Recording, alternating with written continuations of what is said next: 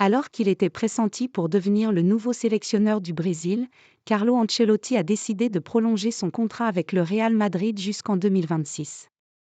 Néanmoins, l'entraîneur italien reste ouvert à la possibilité de rejoindre la Seleção. Suite au départ de Tite après la défaite contre le Croatie lors des quarts de finale de la Coupe du Monde 2022, le Brésil pensait à Carlo Ancelotti pour prendre les commandes de l'équipe. Actuellement, c'est Fernando Diniz, coach de Fluminense, qui assure l'intérim.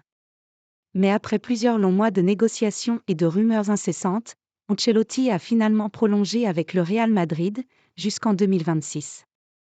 Date de la prochaine Coupe du Monde, que le Brésil voudra certainement remporter, après plusieurs échecs parfois cuisants ou traumatisants.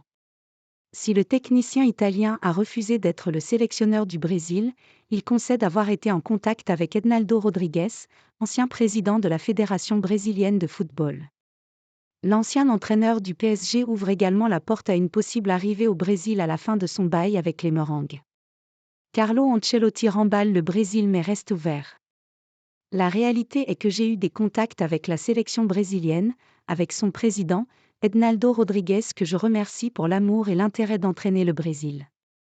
J'ai ressenti beaucoup de fierté, mais tout était dépendant de la décision du Real Madrid.